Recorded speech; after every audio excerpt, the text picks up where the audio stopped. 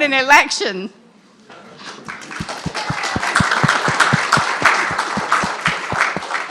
There were many who didn't think we would know anything on this date. I had a feeling it was a wave election, and I went ahead and pushed for doing the event tonight, and boy, am I glad we did. So we're happy you're here to share the great conversation, and we're going to keep it moving briskly. We're going to have a 10-minute break between the hours. Because we have so many wonderful speakers, there won't be time for questions from the floor, but afterward, over pizza, get a mouth of pizza and a glass of champagne or ask your question of the speaker. So, are we ready? Okay, our speakers know you have 5 minutes to sum up your reaction to this amazing, what appears to be, dare I say, realignment within the United States. Do we have Byron York? I can't tell. You do have Byron York right here. Byron, you're with us. Hi, Melissa. It's good to be here, and thank you for having me. I'm coming from Palm Beach, Florida, where I got back from the Trump event at 4:45 this morning, and I think I'll just give you a little flavor of it. It was a huge event for donors and other supporters, and I have to say, there were mixed emotions at the beginning of it. Some Trump supporters were extremely confident. One of them said Trump is going to win by 5 and it's going to be over by 10 p.m. And others were a little apprehensive about this. They were scared about it. Actually, they were scarred by the experience of 2020, in which they went to bed on election night thinking that Trump had won re-election. And then later they saw Democrats find more and more and more votes through the next few days to elect Joe Biden. And they worried that would happen again. And I don't know exactly what time it is. Probably it was maybe 11 o'clock or so. There was just an incredible mood swing inside this vast building when people realized that victory was near. It took a very long time for the networks to call it, just as they had taken a long time in 2016 to call Trump's victory. All came down to Pennsylvania, and finally when they called that, it was just deafening roar. And then Trump came out later, and I will have to say was a little subdued because he had gotten back into Palm Beach at 5:45 that morning. And so he was appearing at about 2 o'clock the next morning. And he doesn't sleep much anyway, and I doubt that he has slept at all in that period. But I think he really hit the right tone for his remarks, and I think everyone had realized that they had witnessed something extraordinarily historic, never ever happened before comeback, the greatest comeback I think you'd have to say in American political history. Well, thank you for that, Byron. I know you've got an article and a deadline to write. Y'all, that was Byron York of the Washington Examiner. If you'll please give him a hand, he's going to go do his business. Thank you, Byron. All right, thank you very much. I failed to mention we have our decision desk over here, staffed by Balaj and Hugo. I don't know that there's going to be a whole lot to report, but there are still a few states that haven't been called and maybe some races that haven't been called. So if any news breaks, they'll give us a high sign and we'll find out what it is. Meanwhile, I'm turning the microphone now over to Rod Dreher, our Director of Network Projects and a fellow Southerner like myself, for his reaction. Well, I was awake till 5:30 this morning, and I just couldn't keep my eyes open anymore. But by then, we were pretty sure that Trump was going to pull this out, and it was thrilling to me. The thing that, there's lots I could say about it, but I think the thing that means the most to me is that this election can and should be read as a complete repudiation of the American establishment. Not only the Biden administration, but the media, academia, entertainment, and all of these people who have been united in wokeness and in trying to tell everybody else what they should do with their life. There's a retired CIA analyst named Martin Gurry who said something I thought fairly profound earlier in the campaign. He said this is an election between the people who want to control things and the people who do not wish to be controlled. Well, the people who do not wish to be controlled won last night, and it's a glorious thing. I was particularly excited to see the repudiation of Liz Cheney and Dick Cheney. Dick Cheney was, as you'll remember, the vice president under George W. Bush, one of the chief architects of the Iraq War, and his daughter Liz followed in his footsteps, and she became a big opponent of Trump, and they endorsed Kamala Harris. It made no difference whatsoever, and I think we can finally see the Cheneys off and see the old guard Republican establishment off, please God, and it's thrilling.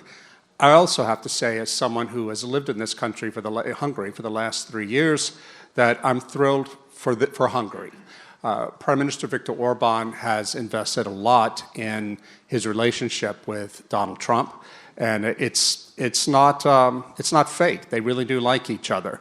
What I'm thrilled by is for two things. First of all, Hungary will stop being pushed around by the bullies in Brussels, by the EU establishment, because Hungary now has a pretty big new friend in Washington. I think also Hungary will become, as soon as Trump takes office, it will become one of the most important countries in Europe, and that's a good thing. It will also be the case, I believe, that something Prime Minister Orban said to me and some others who met with him in 2019. He said that it's his dream that Budapest would become the international capital of intellectual conservatism. It sounded nice to hear that, but you thought, really? It's not going to happen. Well, it's going to happen. It's happening now, thanks in large part to Donald Trump's victory, but also to people like Tucker Carlson, who came here 3 years ago, broadcast from Budapest for a week on his TV show on Fox at the time, which was the #1 show in America, and he began to change the narrative about what Hungary is, to get past the lies that the mainstream legacy media told and the Washington establishment told. I look for, over the next 3 or 4 years during the Trump administration, I look for the lots of airplanes to be landing from the United States, from American conservatives wanting to know more about this country and wanting to know how Viktor Orban succeeded in fighting the illiberal leftism that is so entrenched in power. I think Donald Trump and the new Republican government that will come to power has a lot to learn there. So it was a great night for America, a great night for Hungary, and lastly, I'll say it was a great night for my personal friend J.D. Vance. J.D. and I became friends back in 2016 when his book first came out. We've stayed in touch. When he became a Catholic in 2019, he invited me to come there and stand with him when he was accepted into the church. He's a good man. He's a really good man. And I think that in the end, if Providence smiles on us, this Trump presidency will be remembered as the gateway to the Vance era, which I think has a potential to be just as transformative as the era of Ronald Reagan was. Over to you, Helen Roy.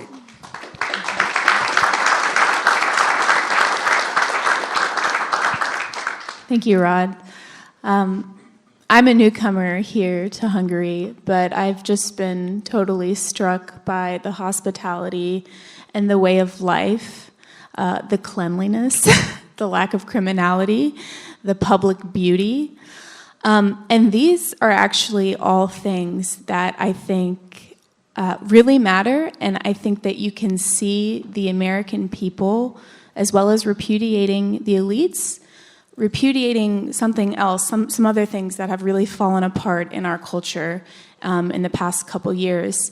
And that would be criminality, vagrancy, illegal migration. The American people want to live good lives. They want to live comfortable lives where they don't have to worry about their children being hurt when they go out in public in cities. So as a mother, I am really most excited for a law and order presidency. I am most excited that we shut down our border. I'm excited about the possibilities of remigration. And I think that the American people agree with me, and I'm really looking forward to what Trump does with his second term.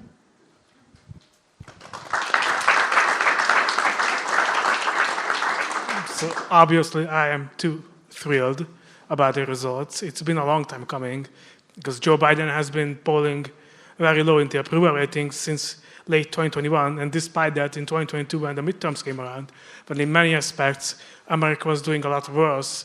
That was a year when the average gallon of gas cost $5, and the Dow Jones Industrial Average lost 8 points. By the end of the year, inflation was 9 points. So in 2022, the country was in a lot worse shape than this year, and yet Republicans didn't achieve the great victory in the midterms that many expected. So coming into 2024, there was some doubt about that, but once Biden actually was pressured to drop out and the early votes started coming in, it was quite obvious, which is a great relief also, because after the 2022 midterms, there was some discussion whether it was Donald Trump's fault. And as it turned out, it was actually the lack of Donald Trump that caused the disappointing results during the midterms, which I think is great because he is a very unique figure in history, and he's a very talented entertainer, and I'm glad that other people appreciate that even as a candidate in him. He's only the second president in U.S. history to win a non-consecutive term after Grover Cleveland in 1892, so that sets him apart too. So I do think it's not just about the shape of the country, which was, I believe, worse in 2022 than it is now in 2024, but also the personality and the special talents and also flaws of Donald Trump that brought us this victory. Take the mic of it. Get the mic that's over there. Thank you very much. Oh, great. Now, I'm sorry. If you'll wait one moment. Now we should be going to Rob Long. If Rob Long is with us virtually. No, Rob Long. Okay. All right. So now we'll go to Dr. Gábor Csizmazia for his reflections. Gábor was going to talk about divided government, but whoever thought we wouldn't be needing to talk about divided government? So Gábor, please give us your reflections. Right, looks like you're stuck with me then.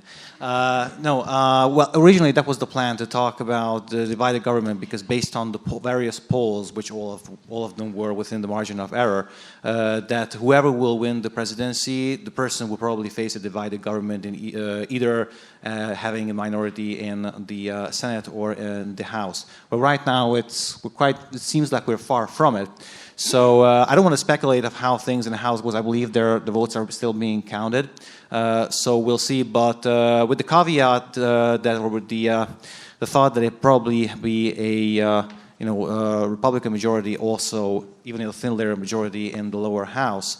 I guess my main takeaway and main thought that I would like to share is probably that I look forward to the discussions and the conversations. And this may seem like a banality or a very simple-minded note or remark, but what I mean by that is obviously we will see the details of all the exit polls and how the various groups and districts and states basically voted in detail. But what seems to me right now, based on, for example, the Hispanic vote or the African American vote, or even voters from young people, so from the age group of 18 to 19 in certain states, to me it seems that hopefully we may enter into a new, I won't say era, but phase of politics where we can say goodbye to some of the not the culture wars, but the identity politics.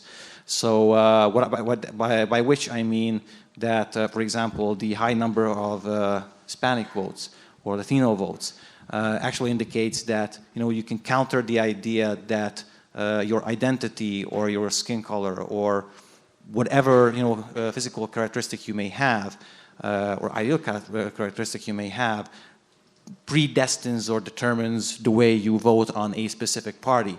And I think that's an important thing to get rid of that notion. So I do see a light of hope in this regard. And I also look forward to, and this is where I get to the, seemingly undivided government right now, to, as I said, the conversation. A meaningful conversation can begin with obviously difficult issues ahead, but also with civility. I didn't have a chance to. I was up all night and throughout the day. I didn't have a chance to listen to Donald Trump's speech in the morning for us here in Hungary because I had a lecture at the university. However, I did hear that he talked about uniting the nation, which again seems like a simple thought, but it's something that's very necessary, I believe, across the West, not just in the United States. So I do look forward to actual civility and that however the power ratio will turn out in the lower house, that will actually support this process, this healing process, to get rid of the idea that your identity will determine on which way you vote, on who your loyalty should go to, that you are an individual, you have freedom to decide on what programs, what candidates you support, and you're not betraying anyone in this regard.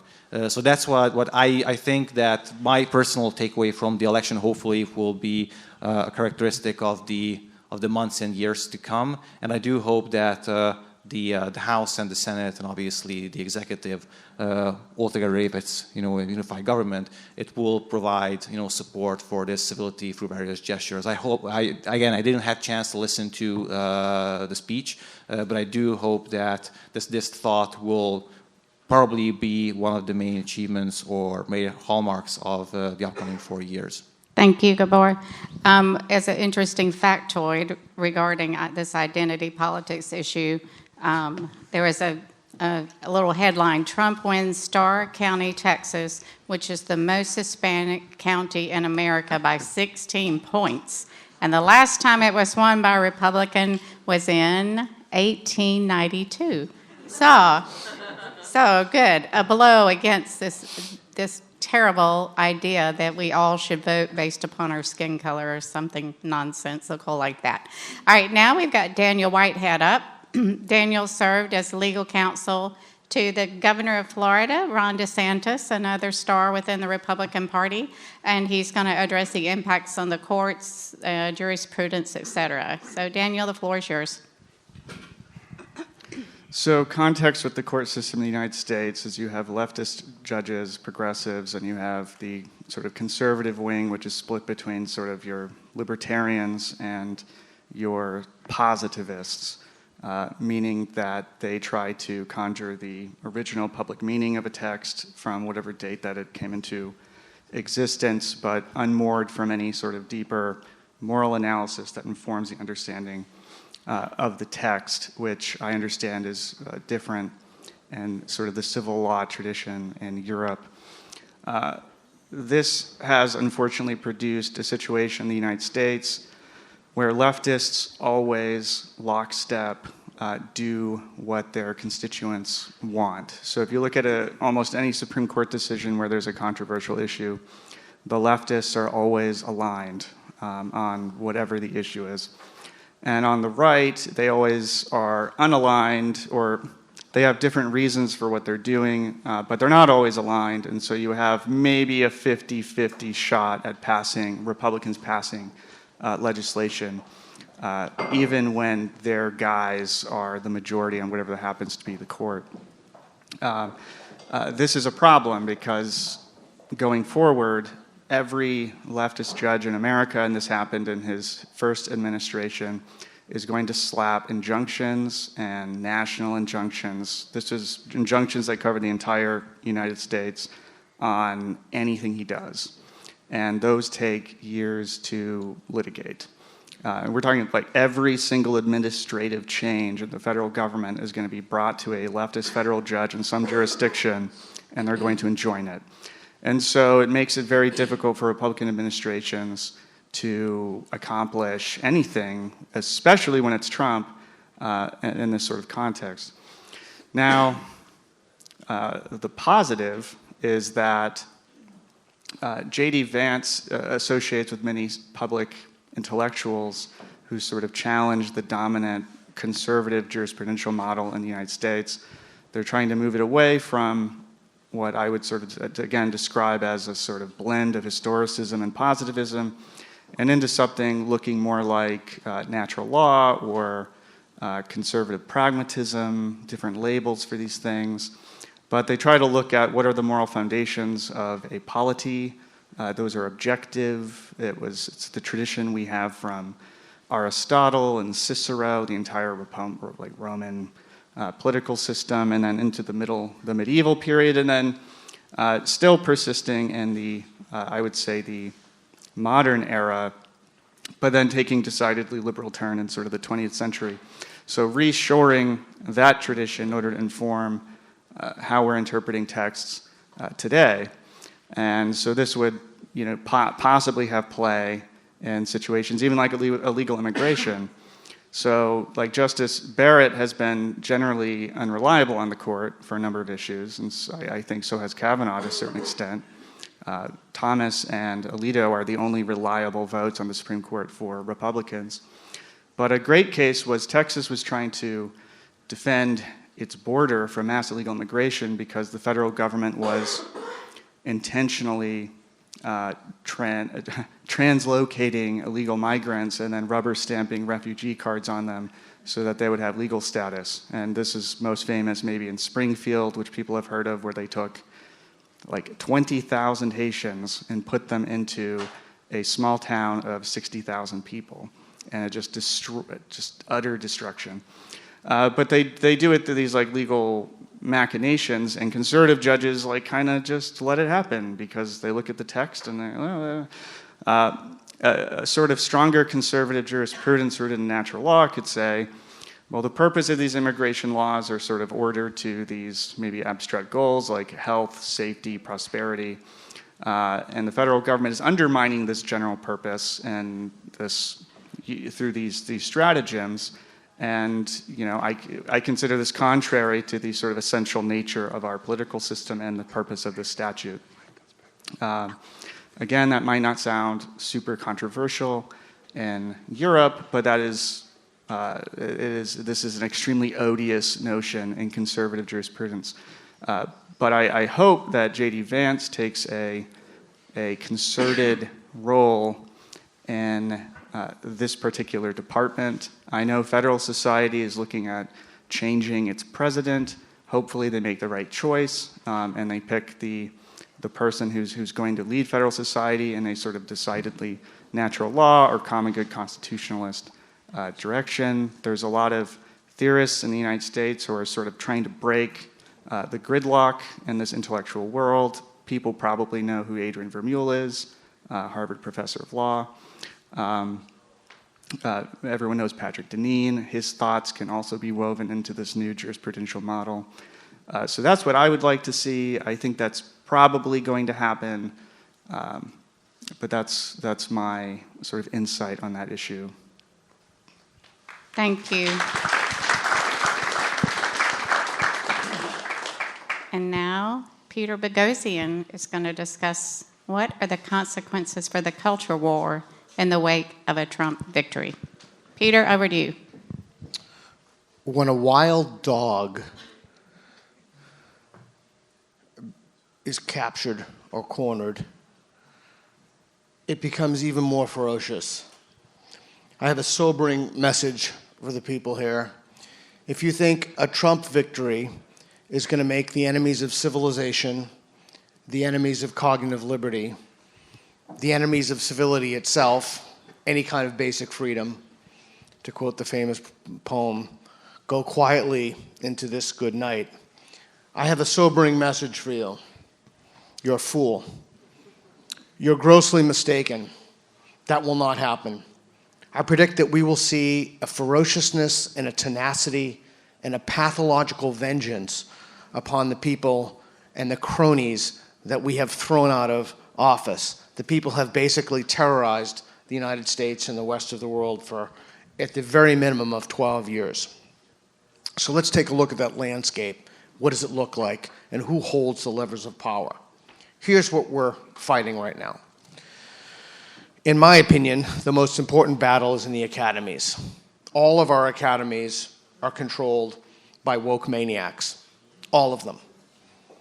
If you look at and this is not these are not my data points, the foundation, the FIRE, Greg Lukianoff's organization does an excellent job of breaking down right, left. I don't think that those are very useful demarcations any longer, but just as a placeholder, we can use them. The overwhelming majority of college professors are in the far left camp.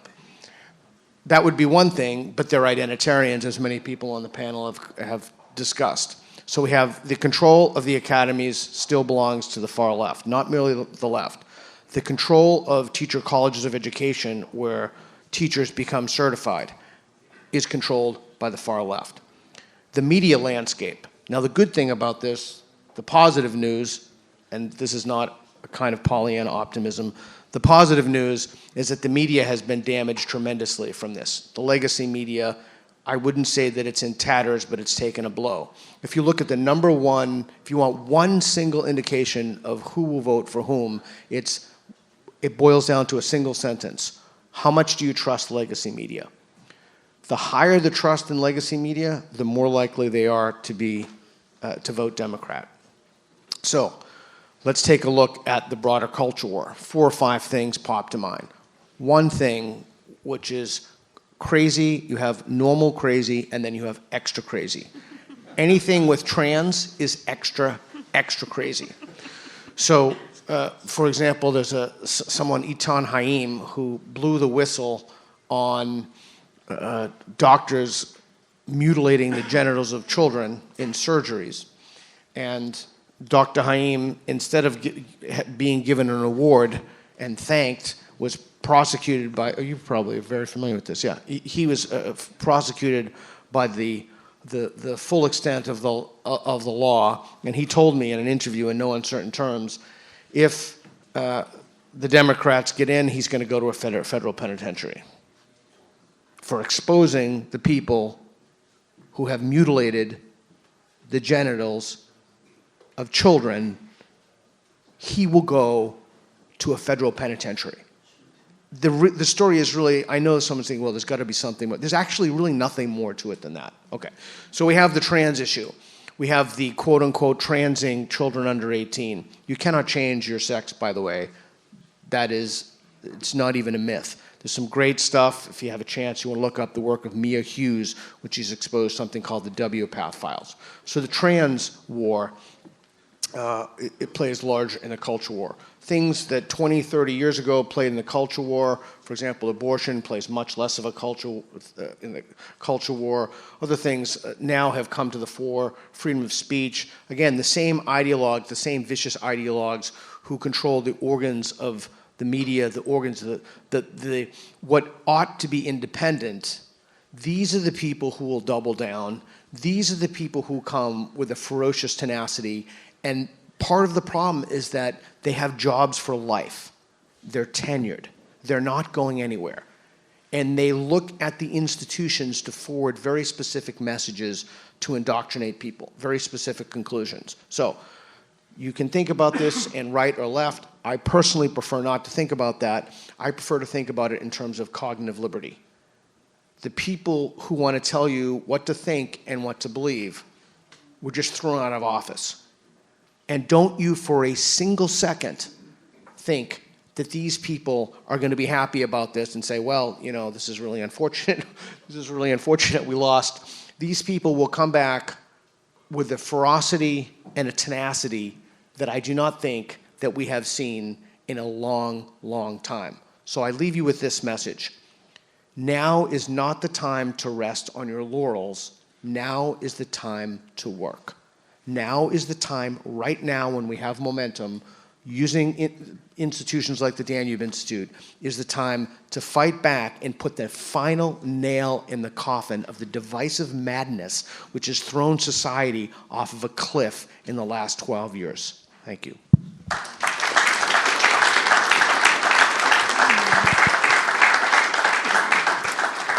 Now we're going to go virtually to Attila Norbert, who's one of our interns, and he currently is a student at Quinnipiac.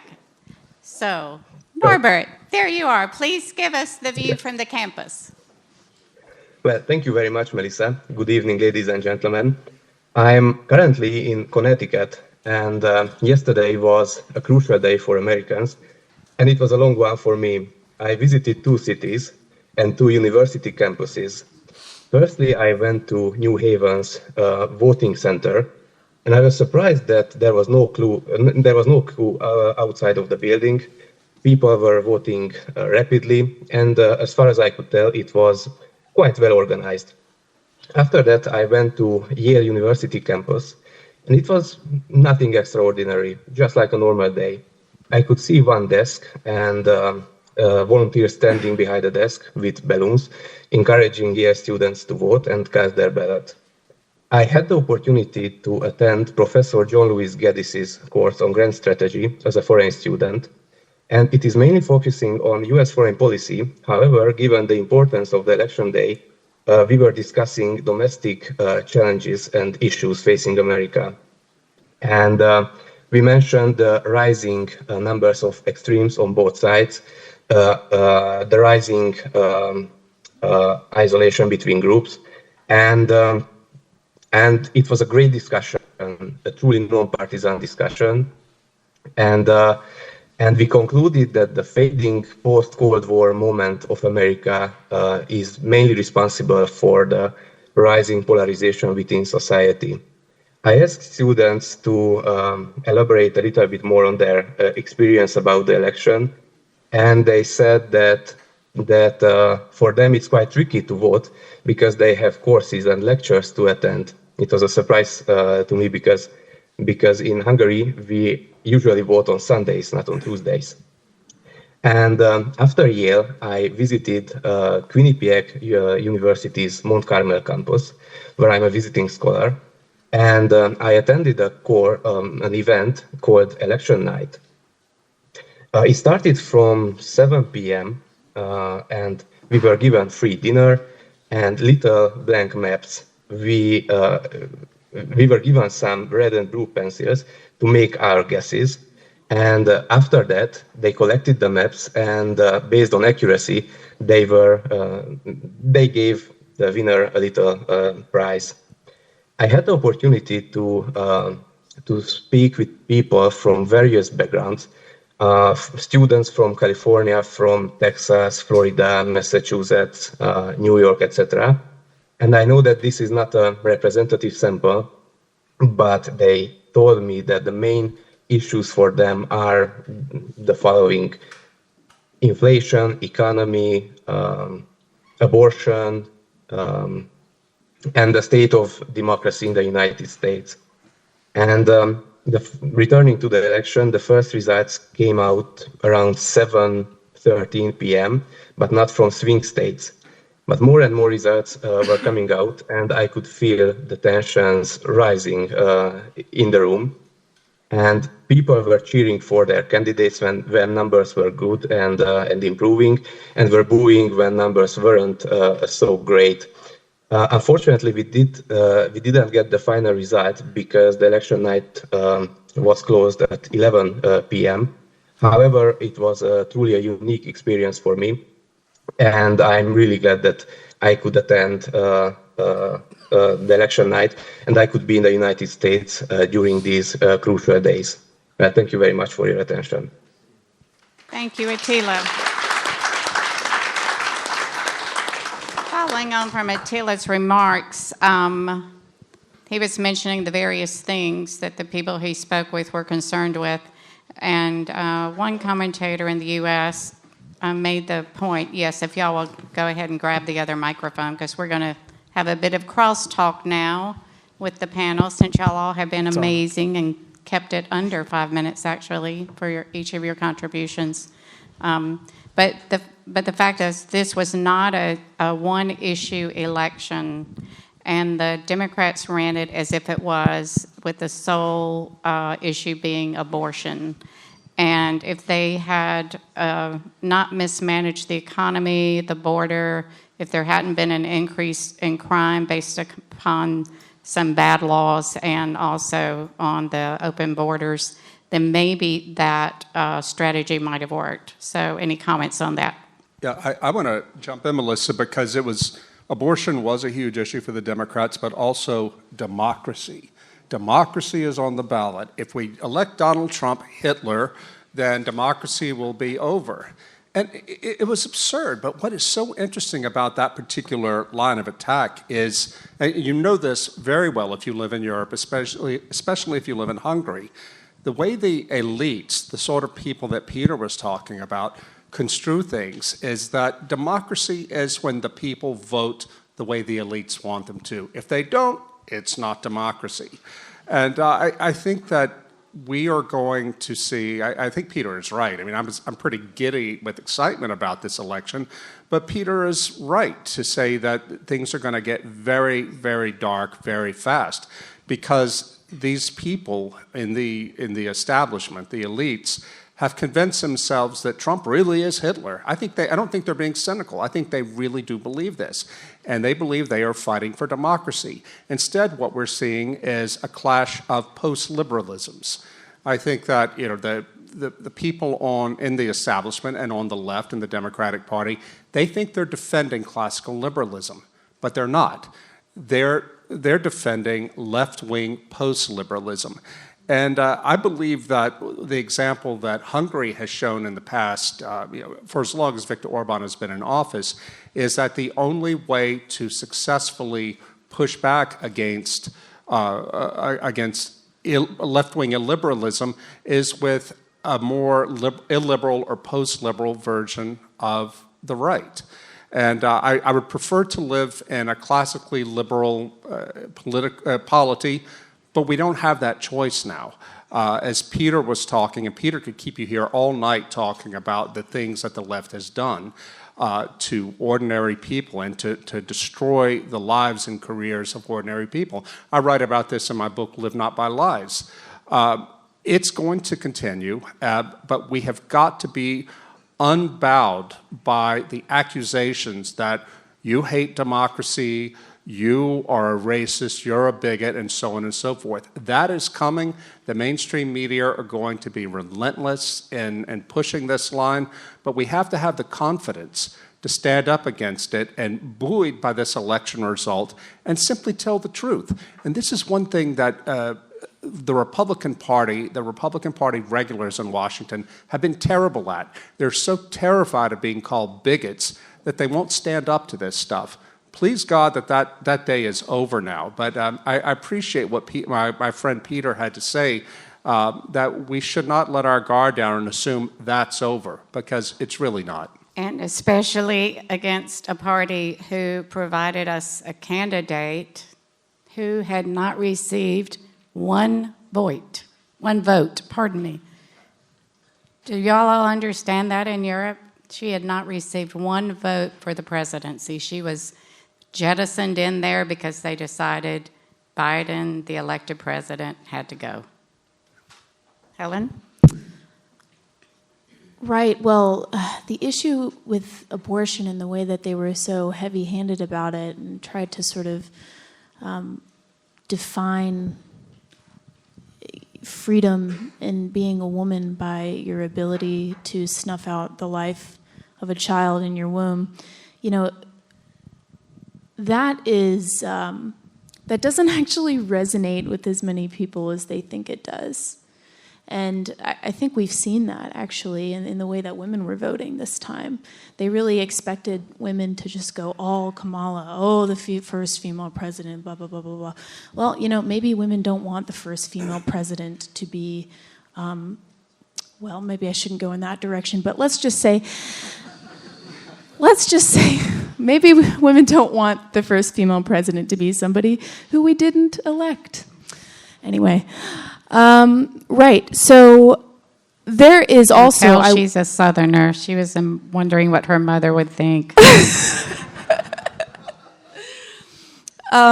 Right. Well, women obviously care about more than that. Women love their children, and this was a wonderful affirmation of that fact that we don't have to be pigeonholed, and we can vote based on the issues and not on immutable facts of candidates' identities. I think people are truly tired of this. And I will say as well, to a comment that Peter had made about this being, a repudiation of the mainstream media and you being able to basically determine how somebody was going to vote based on their levels of trust in the mainstream media. This was such an interesting election when it came to podcasts and the ways that Elon Musk and X have absolutely changed the nature of the discourse for better or worse. We're really in a new age of politics, I think, and people are sort of, like I said, for better or worse. There are some problems here, but I think people are beginning to sort of find their own narratives and find identities online that are not sort of served from on high. And there's a lot of potential there, and there's a lot of interesting stuff happening there. And, I think the conservative women's movement is really, really growing, too, as a result of that. Thank you for mentioning that about the podcast election, as some have coined this. And the interesting thing about the podcast is that it provides an opportunity to go to a deeper level on a topic, and it sort of separates the men from the boys or the women from the girls, because if you as a candidate only know the topic superficially, if you can't go for 3 hours, Trump did, or, if you cannot do 20 minutes on a topic, then, if you can't show you have a grasp of the issues, you're not going to do well in this new environment. Would anyone else like to say something about this podcast, the impact of the podcast, of social media? Is this a repudiation or not a repudiation? Well, it's is the this same the end of the repudiation that we gatekeepers? saw in 2016, I believe. If social media hadn't been around then, I don't think Donald Trump would have been elected in 2016 because that grassroots support wouldn't have shown in polls, which are often manipulated, or in the reporting. So I think it's the same. It's like just extension of what we saw starting from 2008 when social media first started being used in campaigns. And about the abortion issue, I think the Democrats only pushed that so hard because that was the best thing they got. If you looked at Gallup, which is one of the most accurate and established pollsters about their polling about the most important issues, usually was the economy and immigration, and they were heavy losing issues for Democrats. So they just had to go with the best thing that they got, and it worked out as well as we saw. Even it did work out to some extent in 2022 during the midterms, but by 2024 there was a Supreme Court election in Georgia, I remember in May, when the liberal Supreme Court candidate was running exclusively on abortion rights and abortion, and he lost by 10 points in a swing state. So I don't think even Democrats really banked on winning an election on abortion alone, but that was the best thing. That was like number 4 or 5 on the list of priorities for voters, and that was the one thing that they were winning on. Okay, moving on to a new topic, unless someone else wants to say something on the podcast.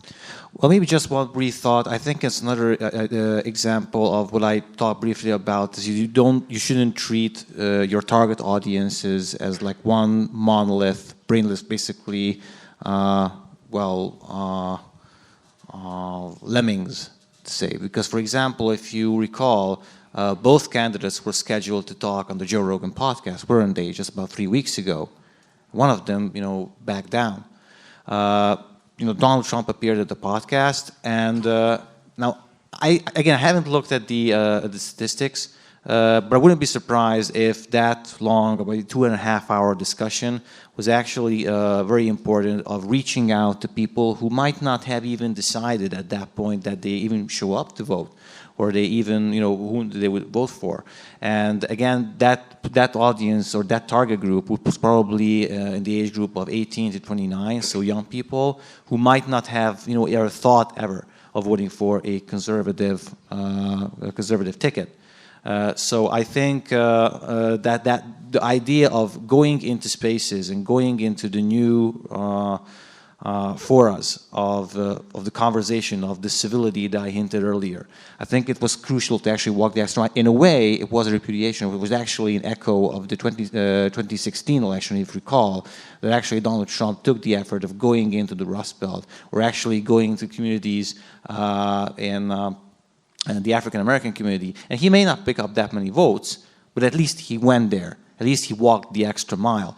And I think that's very important, to not treat the target audience that we're talking about as just a bunch of lemmings or droids who would vote that way anyway, or they wouldn't matter that much, they're not important. By the way, that was also a very important line from Donald Trump, not in the podcast though, but throughout the campaign. I think it was a time when he was, I'm not sure whether when he went to McDonald's or when he was doing the the trash man gig, but one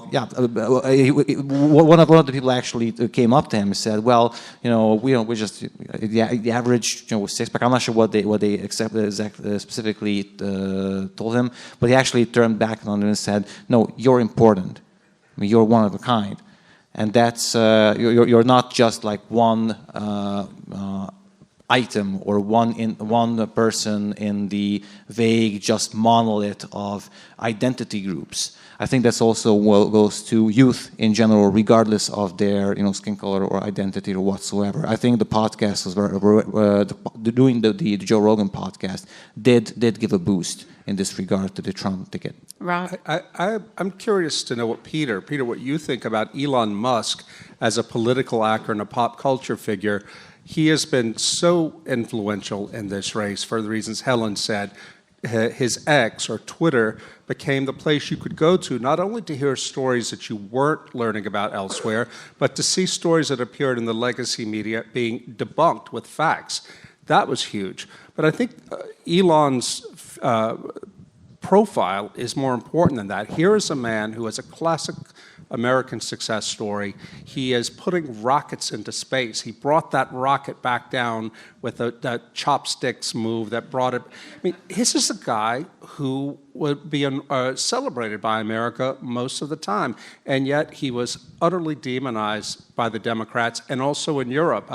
About a month before the election, he has been celebrated when he was pushing the green electric vehicle transformation, but once he turned Republican, then they... Yeah, and he was against trans because he lost one of his kids to the trans madness.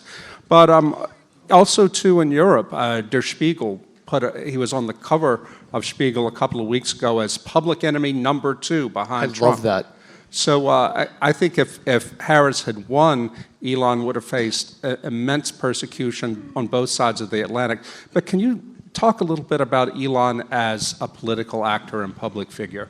And Sure. And before you begin that, I want to make the request that Jolt in the AV room cue up the clip from Trump's acceptance speech where he discusses Elon Musk. And then once Peter talks, and hopefully we have that ready. Thank you. Peter? So my first thought was, if Harris gets in, I'm going to short Tesla. That's what I told my buddy Reed. My second thought was, if Trump gets in, I'm going to buy Tesla. Now, the last time I looked, Tesla was up, and I looked constantly because I have a little Tesla stock. It was up 13.5%. I have no question whatsoever. This actually does answer your question. There's no doubt in my mind that Harris would have used the complete power of the state to destroy Musk and all of his holdings, because that's what these people do. So I'm going to explain something to you in plain English that if you're a sane person, this is going to sound insane. But you have to kind of turn off the way you think about the world and let what I'm going to tell you absorb into your consciousness. Because I will argue if you do, you can understand why they go after people like Musk with such vehemence. People who have not accomplished a lot or who have not succeeded in the world, they do not accept the fact that they have any role in the authorship of their own life and destiny and future. What they will do is, instead of accepting responsibility for that, they will blame it on systems. They will say that it's like a conspiracy without conspirators. They'll say that there's some vast conspiracy at play. And the whole system is working in alignment against them, particularly if they have certain identity markers. So you would think that if anthropogenic global climate change is a thing, that they would love Musk. You're right. You would think that if they genuinely believed that climate change, again, was a species-threatening event, if they truly believe that, then they would love the fact that Musk wants to set up colonies on Mars. But Musk breaks the narrative. He breaks the narrative because he succeeded as an immigrant. And by the way, you can just look at the data across cultures of who's succeeded and who's not succeeded. Asian Americans, cold climate Asians. The data is crystal clear. Nigerians. So I think a lot of this is an animus against success and blaming, instead of taking responsibility for that, blaming something external to oneself. So that's the first thing. The second thing, the way to think about this is, but does that answer your part of the question? Yeah, well, I think he's a revolutionary figure in No terms question. of American politics. And I wonder, have we seen anybody like him before? I mean, he's the richest man on the planet, true. And this is one thing the Democrats hated him for. But of course, they don't mind at all the billionaires like George Soros, Bill Gates, and the others who support them. But I think Musk is a real wild card here in terms of politics going forward. No, I totally agree. And I also agree with the comment that Melissa made about we're now seeing the erosion of the media landscape and legacy media. And I knew for a fact Harris would not go on Rogan. She couldn't. It's not possible. And again, it's not, and I don't mean it because, and I'm really sincere when I say this, I don't mean it because the left doesn't have good ideas. I mean it because they don't subject those ideas to criticism. And if you do that for long enough, if you withhold certain ways of being in the world, certain ways of having your ideas subject to scrutiny, subject to falsification, over time you become less capable of doing that. And not only do you become less capable of doing that, but you erode something in yourself. You artificially inflate the confidence in your own ideas because you've never even heard another idea. And that's what's so interesting about X. That's also why it's very difficult to see the emergence of a Hungarian public intellectual. That's because the same social media tools and the way that Twitter is operative in the Anglosphere is not operative here. And so it's just a way to think about things. But there's no question, for example, on X, on Twitter, you have these things called community notes. So if someone says something crazy, those can be fact-checked by the community. It's really interesting to watch how the platform itself has developed and then in response to the community notes. So I completely agree. He's a revolutionary figure. We've not seen anything like it. I do not believe that Trump surrounded himself with the best people in his first term. I absolutely believe that now. Daniel? I just have to say I deeply appreciate Peter's mindset on these issues. A lot of people on the right, probably across the West, sometimes enter dialogues with the left, thinking that you're dealing with a reasonable interlocutor who just has a different viewpoint on some issue. But really, leftism, in my understanding, is a resentment-based sort of anti-philosophy and form of life. They see success in any shape, either moral or economic, etc., and they just want to destroy it. So you see the Germans destroying their nuclear, all of their nuclear plants, like shutting them down. You would think, again, with like the Elon Musk point, is if they actually believed that anthropogenic climate change was a real thing, then nuclear power would be obviously the solution to these problems. But they don't want that solution. Or if not having enough people to work was a problem, you would try to incentivize the birth rate, but they don't want that. Instead, they try to find the least economically useful people on the planet and then put them into your where you live, and then they stab you and they take your welfare and they siphon off. And you think, wow, they're going to change course eventually. It's like, no, because that's the point. The stabbings are the point. Daniel, I hate to interrupt you. You know, they say elections are about snapshots and sound bites. Stabbings are the point. I think that's one of the sound bites. Okay, we've got Rob Long now in New York. For those, Rob, great. Thank you so much for joining us. Okay, over to you, Rob. What's the scene in New York, and what's the view of the Hollywood screenwriter who left LA and is now in New York? Well, I mean, just to clarify, I'm actually in Princeton, New Jersey right now. Oh. I'm in the conference room here, and behind me is the library of the Princeton Theological Seminary, which, just so you know, it's the second largest theological library in the world after the Vatican. This is a perfect place to be looking for signs, right? Like, what's happening? I feel a little like there were some lamentations outside, just so you know. And there were some calls to celebration, prophetic calls to celebration in some places. I think the trap that we could fall into, and usually when conservatives fall into a trap, it's because the liberals are doing it too, is to think of this all in terms of message and media. I think there's really two turning points here. I think just to be blunt, the Trump campaign was a floundering campaign for a long time. And it crystallized, I think, and turned around the way I look at it when he went to McDonald's. I know that seems silly. Because for one thing, what was so bizarre about this campaign is how rarely these candidates appeared in places where people actually work.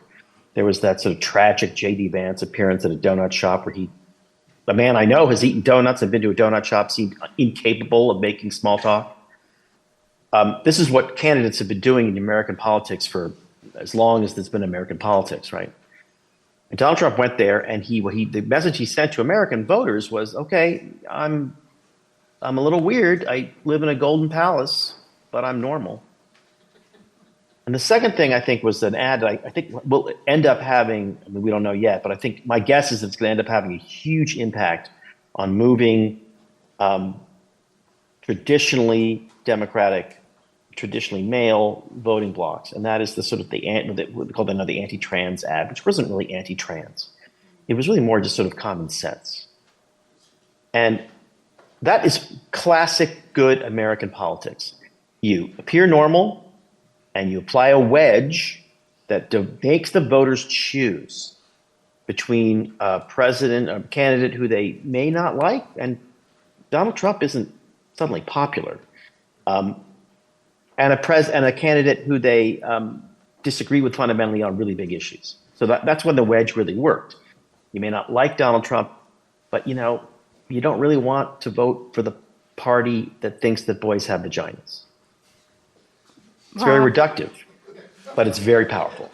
And I think that in terms of images... Another soundbite there. Yeah, there you go, right. But in terms of like the message, and if we're going to talk about messaging, that's pretty much it. It's pretty simple. It's not that complicated. Someone once told me that the winning of the American presidency is really just a race to see who can act like a normal person for a few seconds longer than the opponent, because these people are weird anyway. So I think that's actually true. Now, Rob, do you not think the martyrdom of Peanut the squirrel might have moved the needle? Well, look, there's great lamentations and mourning in the media capitals today. And they're going to be tempted, I think, to sort of look at this as a stupid election in which stupid people voted for a stupid candidate for stupid reasons. That's kind of how they think. And that if only they had been better with their messaging, if only, for instance, she had gone on Joe Rogan. There'll be a lot of that. But I think I agree I forget who it was. It's inconceivable that she could have gone on Joe Rogan, not because she's kind of ditzy, she is, not because she's not good on her feet, she's not, but because what could she say? What part of the current Democratic Party platform sounds normal? So much of it sounds abnormal. And I think the Trump campaign, when they finally got him off these constant rallies where he would say these ridiculously weird things and put him in McDonald's and put him in a garbage truck and ran ads that made that wedge issue clear. It's a party of normal and it's a party of weird. Once they did that, I think you start seeing the breaking to Donald Trump very, very effectively. I would just say that, I agree with the idea that the left, I don't think, and the progressive left, and certainly the progressive media, is not going to sort of suddenly wake up, I think, and take their poison and say, okay, how did this happen? How did we let this happen? But I think that we should hope that they do. I think that we should hope that at least we get back to a place in American politics where the people on TV and the people on our newspapers and the people on the radio and the people on the web are representative of sort of the great spectrum of American political opinion. And the fact that they aren't, I don't think is something that we should be celebrating. I think that's, there is, I think, this undigested, toxic knot in people's stomach, even people who are happy with the outcome today. There's a disquiet, I think, about how this all took place and how these campaigns went and what happens now. That's on the one hand. And on the other hand, I would just say there's some good news. And I think the good news, I think, was that this was a decisive victory. And in American politics, majorities are good. It's good when a candidate wins decisively. It forces everybody to wake up and face reality. And I think the country will be better off, and I think the media will be better off. I think my business and show business will be better off if we did that. I mean, think how different life would be if from 1972 on, there had been moderate to conservative voices in America's newsrooms. Think how different, my analogy is, American car making would be, as if in 1972 or 71, somebody at Ford or Chrysler or GM had said, I think people are buying smaller cars. You either listen to the voter or you don't. And if you're the Democratic Party, the voter has been trying to have a conversation with you for at least 3 election cycles, and you have not paid attention to it. Thank you, Rob. And with that, we're moving to break. And because I'm responsible for going over, we're going to now resume at 19:15. And I will expect my second panel to be seated by 19:15. Thank you. Quick break.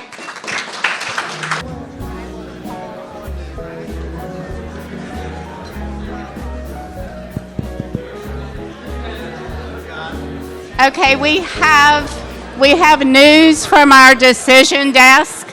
So I'm going over to the decision desk for them to announce the news. Yep.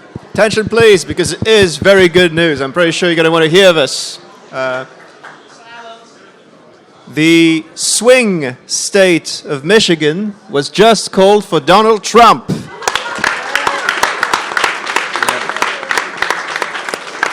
With 15 electoral college votes, which means Donald Trump more than likely will have over 300 electoral college votes this year. Thank you, Hugo. Good work by the decision desk. An interesting fact about Michigan, Trump won Dearborn. Again, putting the lie to the identity politics theory that people are all going to vote a certain way, because Dearborn probably has a very large Muslim population, if I recall correctly. Okay, so we're ready to roll with hour 2. Now, the first hour focused on the domestic implications of the election. Now we're going to talk about the international implications of the election. And first up is Michelle Watson, who's a visiting fellow with us from the organization IWP Deloitte. She's an expert in cybersecurity and all kinds of crazy stuff I don't understand. So thank you, Michelle. Your remarks. Thank you, Melissa. I have to say, I stayed up all night. I was actually trying to go to sleep, but I couldn't because I was so afraid that if I fell asleep, that I'd personally be responsible for Trump losing if I woke up. Yeah, the trauma, the previous speaker that said the trauma of 2020, of going to sleep with the belief that Trump had won, only to wake up to see that he had lost. I think that is like branded on my brain. So when I thought about the impact of Trump being president in now coming in the next 4 years, and what is the impact of the high-tech sector? Not just in the U.S., but the high-tech sector is a very global industry. I thought of a couple of general things and then a couple of specific things. So before I get into that, I want to share with you some a term that I heard for the first time today when the mainstream legacy media were talking.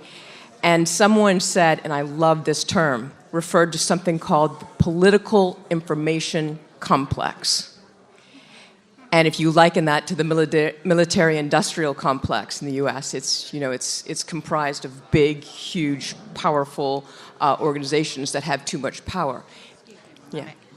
Will our wonderful visitors in the back of the room please be quiet? If you want to talk, take your conversation outside. Thank you. So, again, the political information complex.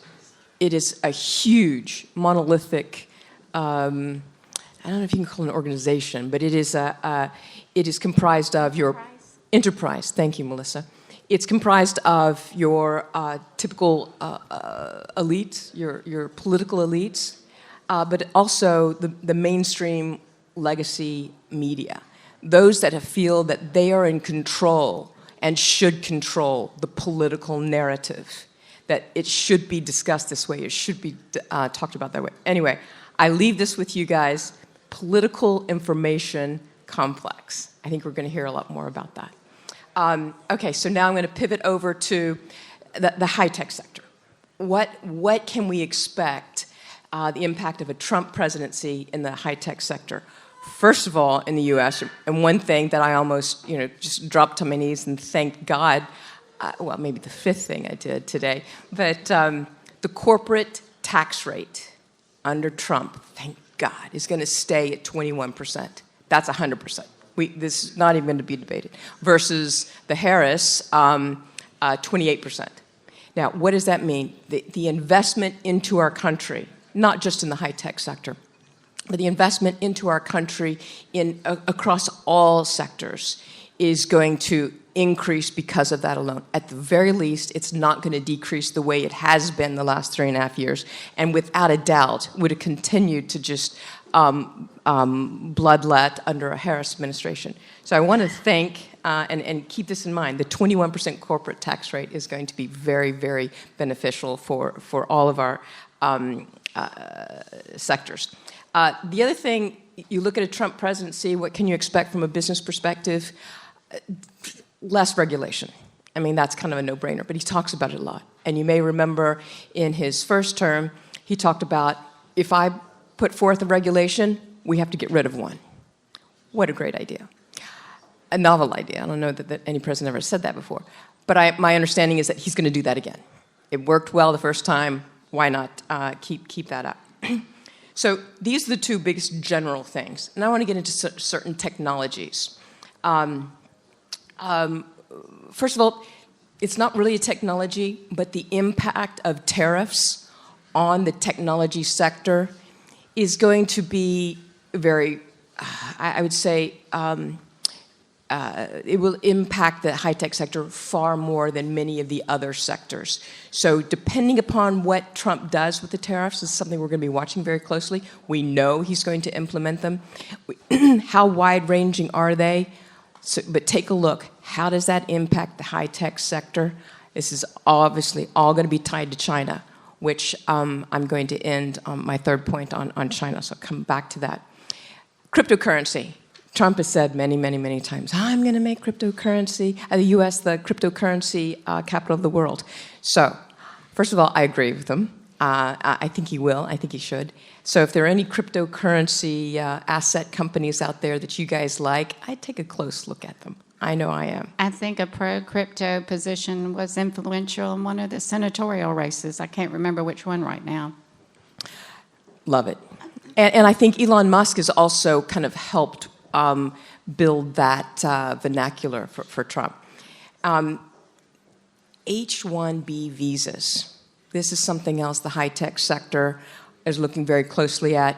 Explain what that is. Sorry, H-1B visas. It is the high-tech sector issues these visas to immigrants coming in to work to work, but specifically the high-tech sector uses this as a very strong recruiting tool and something that is helping us to fill this huge talent shortage that we have, especially in cyber and in AI. So if the immigration, depending upon his immigration policies, how wide and how deep does it go?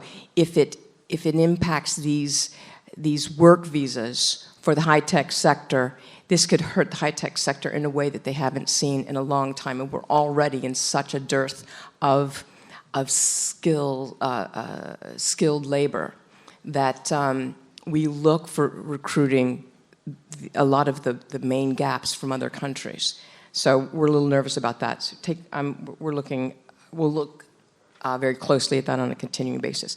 The last technology I want to tee up, it is, I think, the most important technology that's out there, and we all keep hearing about AI, but it really is that important. It is so fundamentally vital to our technology transformation and the new industrial revolution. And it is happening. It's not just the US, not just the EU, it's all over. And I've talked on a couple of AI panels in the last couple of months, and sponsored by NATO, because NATO's like, we really need to get a better handle on how all this is working. So I'm talking to different people from different countries. They all say the same thing. We have to get a better handle on what it is, how we define it, what are the guidelines, the guardrails, and how can we not only implement the regulations and the guardrails, but how can we fuel an AI technology to help our economy. And what that means is the creation of huge data centers. Now, I'm not talking data centers where you store data. I'm talking about these new next-gen data centers that process data. I'll give you an example. Microsoft recently bought 3 Mile Island's nuclear power plants. Does anyone know 3 Mile Island was where we had the huge nuclear spill? It was terrible. And it was a wasteland for a long time. Microsoft is buying these nuclear power plants because they see that's the kind of power that's going to be necessary to fuel the AI factories, what they're calling AI factories, are going to underpin the technologies of the future. And time to wrap it up.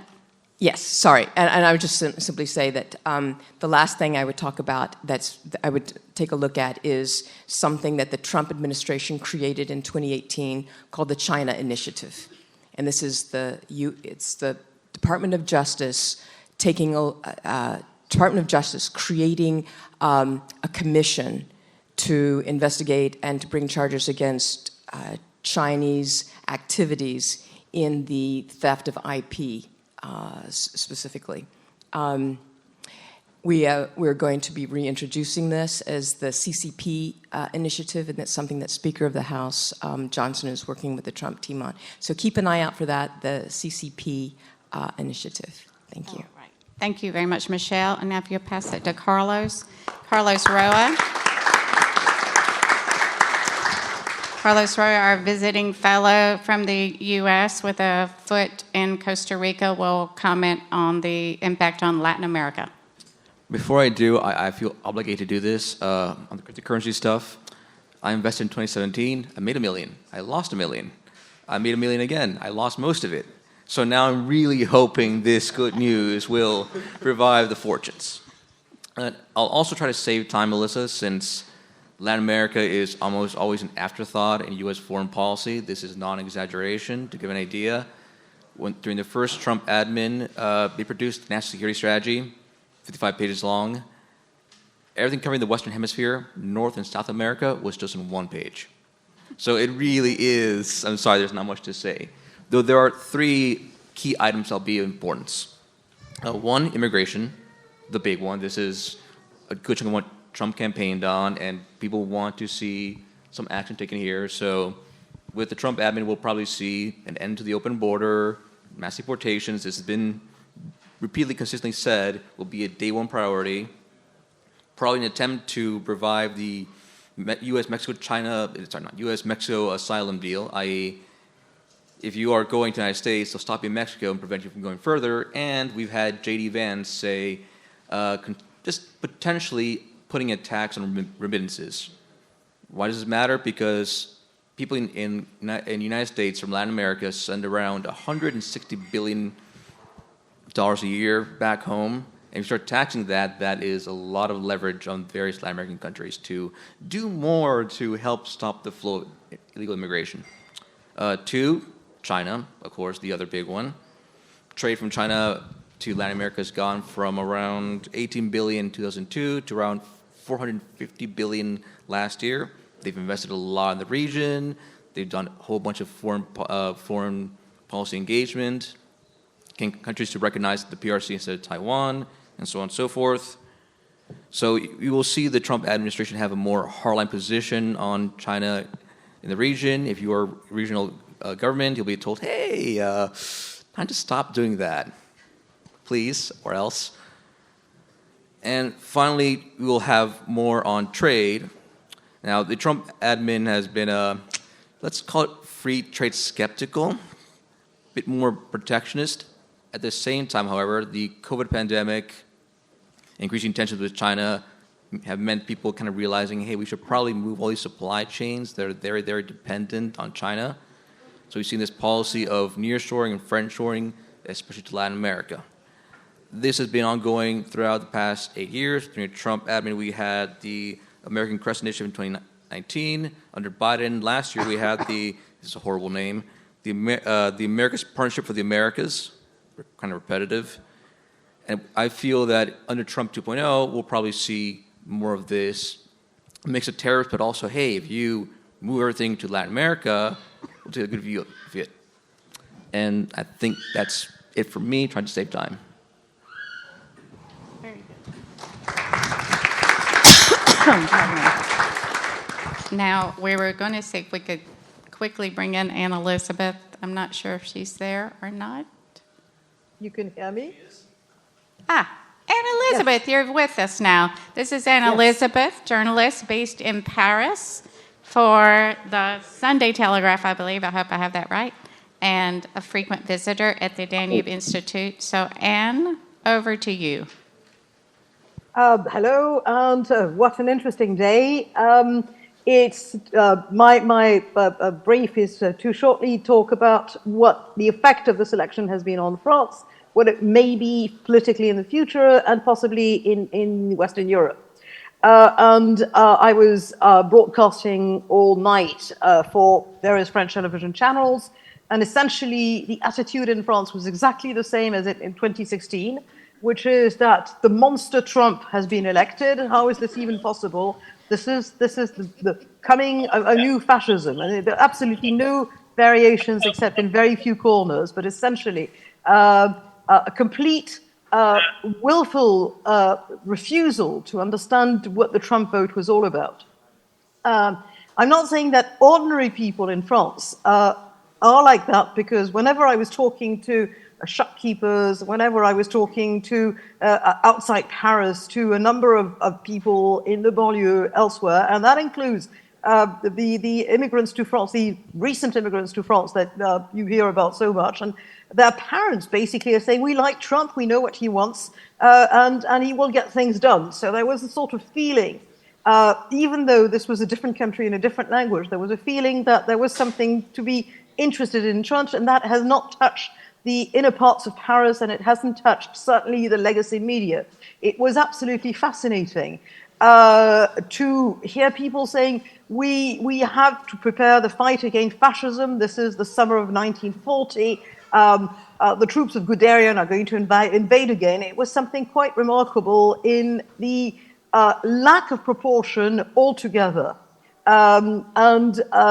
It means essentially that the establishment, and by which I mean also the diplomats, and by which I mean also the people who do business with the United States and the rest of Europe, are completely out of it. And I will quote somebody else who was Guy Verhofstadt, the long-time Euro MP, Belgian Euro MP, and one time I think was foreign minister or prime minister of Belgium, who again said that this was a disaster for Europe and it was something that would be destroying what Europe had done. And unless he was talking about the fact that a Trump a White House, just like a Biden White House, would be very protectionist for American industries, because that's what America does in the more normal course of things. It was completely out of any kind of proportion.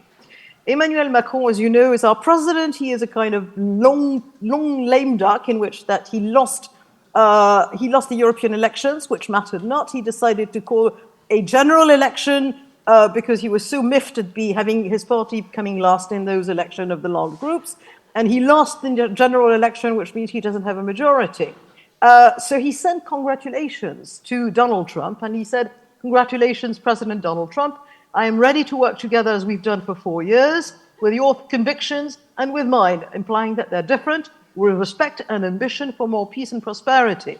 And what this means really is that Emmanuel Macron has become so weak on the French political landscape that he has, by the constitution of the Fifth Republic, the attribution, what remains for him to take care of is defense and foreign affairs. And this is one occasion in foreign affairs in which he can call up to whatever good feelings there were at the beginning of both their presidencies when he first met Donald Trump. And that is something that Donald Trump may or may not decide to work with. But it's very obvious from the rest of the political class and from the observers in France at large that what it really means is Macron is just seeing this as an occasion to come back on the political scene in France and leverage whatever relationship he had with Donald Trump. So, in effect, what will be understood in France and in other Western European countries about Donald Trump, Emmanuel Macron has already conferred with the German Premier Olaf Scholz about the advent of Donald Trump, and it's no secret that Olaf Scholz doesn't like Donald Trump any more than Emmanuel Macron actually does.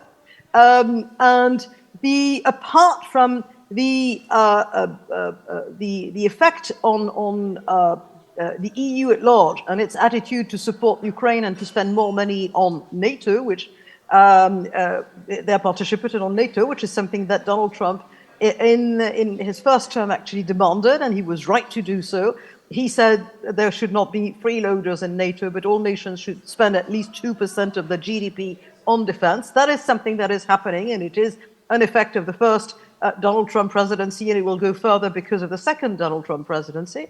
But other than that, there will be a sort of reality, which is trade wars, which have always existed, and a kind of refusal, a cognitive dissonance, incapacity to understand what America in itself is all about and why this election came essentially on a refusal of the American people to commune in a kind of sort of general assembly of happy people rather than the punitive and negative attitude of several Democratic candidates, and especially Kamala Harris. Kamala Harris was a star in France. They thought she ticked all the boxes. She was a woman. She was left-wing. She was black and Indian, and this was absolutely marvelous. We've never elected a woman president in France, or a president or a party leader of color in France, whereas Britain has, but still.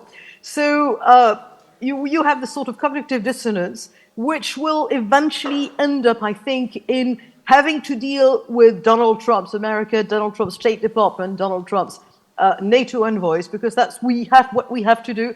But it will be grudgingly accepted, and whenever credit will be owed, I don't think it will be given. Great tour de force, as always. Anne-Elisabeth, thank you very much.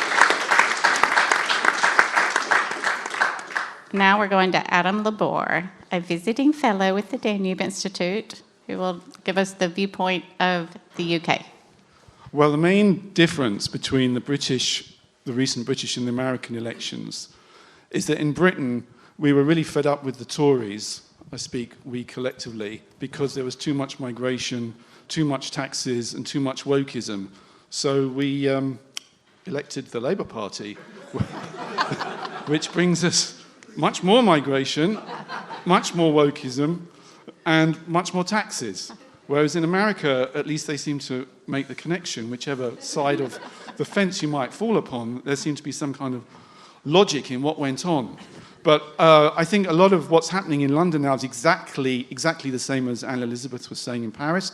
If I put my hand to my ear, I can hear this sort of distant howl coming down Europe, all the way down the Danube, across the Channel from 10 Downing Street, it's a howl combined with a lot of panic, because it's a howl of anguish, like how could they do that? How could they do that to us? But also, it's a real, it's exactly as Anne-Elisabeth was saying, this inability to understand, and I think that's one of the huge problems that we see on the left nowadays is, I believe that we need a functioning left opposition in all the countries, but it has to be able to think itself to see what's on the other side and what they're thinking. But everyone, as Peter Boghossian was saying, is so locked into their own perspective that it's all about hammering and instructing and ordering. And so there's a complete incomprehension among the chattering classes. That's what the chattering classes is what we call the opinion leaders, the mainstream media, the BBC, the civil servants, the universities. And I think there's going to be a massive problem with our relations with America, at least in the short term, embodied in David Lammy, who is our foreign secretary. Because David Lammy, as a few years ago, was saying things like, Donald Trump is a woman-hating, neo-Nazi, sympathizing sociopath. And if that wasn't enough, and this was quite recently, I think in 2018, he tweeted, he's a racist KKK supporter, he's deluded, dishonest, narcissistic, and xenophobic. So this is the man who is in charge of our relationship, our most important relationship. So I'm not quite sure how long he's going to last in that job. But our real problem in Britain is we are led by intellectual titans like David Lammy, who actually once said that he believes that a man with the right treatment can grow a cervix. So this is where we are. And this level of delusion, I think, was best embodied in the decision by Labour to send 100 Labour activists to America to campaign for the Democratic Party, which, some people say is legal, some people say it's not legal. I don't know whether it's legal or not. But it's quite, I think what Americans would call quite a dumbass move, because, even if it was a dead cert that the Democrats were going to win, Republicans will win sooner or later anyway, and they have long memories. And of course, as we know, the Trump campaign started a legal issue around this and got very angry about it. And it seems a complete failure to understand what is the point of America is not to be told what to do by British people. That's why America was invented. So that's all the backstory, where we are. And on the upside, Keir Starmer did have dinner with Donald Trump. Donald likes a winner, and Keir is a winner, even though he only won about 30% of the popular vote. He somehow managed to get this incredible majority in Parliament because of our parliamentary system, but that's a whole other discussion. And David Lammy was even at the dinner. Maybe he was told to just shut it, David, because the dinner went quite well, and, Donald's liked Keir and said that they're going to be friends and everything, but there's going to be problems, and I think a big problem is going to be tariffs, trade wars, because there's no serious free trade agreement. It always falls down over America's strange love for hormone-treated beef and chlorinated chicken, which we don't want that stuff. But it seems to be that if we want a serious trade agreement, that has to be part of the package. So it falls down on that.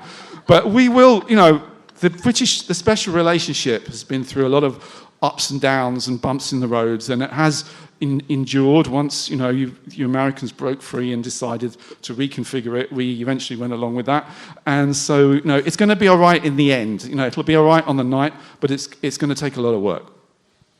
Thank you for a report on our cousins in the UK. Now do we have next? We have Ibrahim Mammadov, who is with our research department, and he is going to discuss the impact of the election on Central Asia. Thank you, Ibrahim. Thank you very much for the great introduction, Ms. Melissa. So I'll talk about the effect on Central Asia, which is a region which sees more and more emerging power vacuum because of the degrading influence of the traditional powers in the region, which is very strategic for United States, and you will see why in my speech in the next 5 minutes. Just like anyone else, I've been watching the elections last night, but along with that, I've decided to look through the major policy priorities of both Harris and Trump. And I really want to congratulate both Americans and the globe for a pragmatic leader of the United States of America. Like, this is something that we really appreciate in Caucasus and in the region that I will talk about in Central Asia. For you to understand, when it comes to the policy making of United States towards Central Asia, it's mainly dependent on the external actors that are active in the region, which are Russia, China, and Iran, and another country that is bordering in the south, the Central Asian region, Afghanistan. We know that Trump will take a very strong stance in the trade towards China, yeah, with the tariffs and greater cuts, and this will affect primarily the critical minerals and critical metals trade between China and the U.S. And guess which other region is rich in critical metals? Central Asia. Yeah? The growing trade is seen already with Germany, with France, and in the last B5+1 meeting between Biden and the Central Asian leaders, this has been one of the critical points.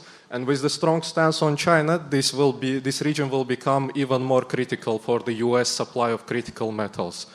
Another thing, Chinese trade will grow actually through the Central Asia and the Trans-Caspian region. When it comes to Russia, the slowing of the money of taxpayers that are paid by the US taxpayers towards Ukraine will cause greater involvement and attention of Russia in Central Asia. And if we look at the US strategy for Central Asia, which has been drafted, by the way, by the administration of Donald Trump in 2019, for 2019 to 2025, and the second one will be drafted as well by his administration, it really focuses on a very important factor for the region, which is sovereignty and independence of the states in the region. And for that, the really major factor is the regional integration, which has been enshrined in this strategy. Unfortunately, it has not been followed by the administration of Biden, and we have seen the failure with Afghanistan during the Biden administration. But the integration will be one of the major factors because the region needs greater integration in economy, because the intra-regional trade is basically non-existent at this point. We will see more B5+1 meetings, and C5+1 meetings. C5+1 is basically Central Asian 5 countries plus the United States, and B5 within the business context. We'll see more involvement of the US businesses in the region to greater integration for the region, which is between Russia and China, the regional power and the revisionist power, trying to challenge the US authority globally. Thus, I really expect greater involvement of the US during the Trump administration, a very pragmatic involvement, which will primarily include the trade, the involvement of businesses, the United States businesses, which can be very active because the extraction of critical minerals is a growing field, and the United States has a very strong industries in this field. And of course, the facilitation of the Trans-Caspian corridor, which is very vital for the region. Thank you very much, and I will pass to. Thank you, Ibrahim. And very quickly, before we go to Matt, we have something from the decision desk, then a remote, and then to Matt. So, decision desk, what do we have now? Well, very briefly, just to say that Kamala Harris has called Donald Trump and conceded the election. Yeah.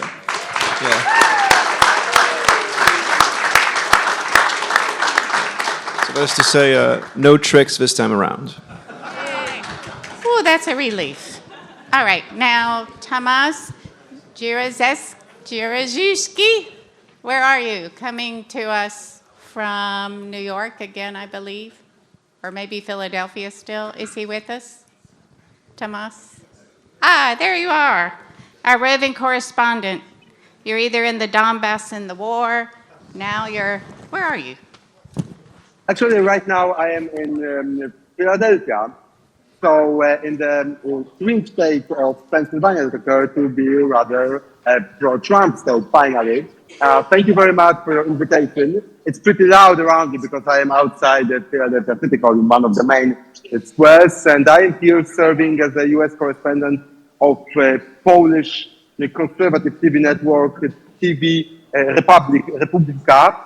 And I'm proud to say that yesterday and the last night were the only television that organized the election evening for our viewers for the entire night, and also our chief correspondent, he was in Mar-a-Lago observing the outcome of the election in there. And from this perspective, from the perspective of the US, I would like to make some remarks about the Polish Americans, because there are millions of Polish Americans living also in a swing state. So there is a profound Polish population in Wisconsin, in Michigan, but also here in Pennsylvania. Estimations say that there are around 800,000 Polish Americans living in the Keystone State, and most of them voted for Donald Trump. This is something I think significant. So Polish Americans believe that Donald Trump will better take care of Polish interests than Kamala Harris. This is what the outcome of the election says to us. And I think in general, for at least the conservative part of Polish population, Donald Trump gives a hope for the renewal of our relations with the United States of America, also in the geopolitical terms. Of course, we are a bit cautious about the situation in Ukraine. However, I would say quite a lot of conservative people in Poland believe that Donald Trump will be again supportive for Poland in terms of our position in Central Europe. We also clearly remember that during his first tenure, Donald Trump was vehemently against the building of Nord Stream 2 pipeline that also Poland at that time perceived as the crucial threat for our energetic security. Donald Trump, during his first term, was also advocating for so-called Three Seas initiative. So the infrastructure and economic project uniting states of Central Europe, including, of course, Hungary. So we hope that during his second term, he will also support the Polish position and in general position of Central Europe within the European Union and in general in Europe. And as I also mentioned, I think that the Polish Americans are at large positive on the outcomes of this election. I also had the privilege to participate in Trump's rallies in Madison Square Garden in New York, but also in the Lancaster country last Sunday. And finally, I participated in Mr. Donald J.D. Trump final rally in the city of Grand Rapids in Michigan. So I was closely observing this campaign. However, I would say that I am pretty surprised with this landslide victory, because of course surveys told us that, opinion polls told us that it's the razor blade competition, that we won't be able to figure out the outcome of the election maybe a day after the Super Tuesday yesterday. It occurred that the situation on the ground is very different. And as I said, once again, from the point of view of Polish conservative, this is the outcome that is very positive. However, of course, Polish society, I need to highlight it, it's also very divided. Portion of the Polish society was rather supportive for Kamala Harris. And right now, some of Polish people are afraid about what's going to happen in next 4 years. Tomas, thank you so much for that report, and we'll see you soon. Thank you, Tomas. Thank you so much for talking to me. And now we go to Matt Roy, who will discuss the impact on energy. Thank you very much. Big topic there. I'm going to pick and choose some ideas. I'm going to start with big tech, jumping back to what Michelle was talking about and Elon Musk from the previous panel.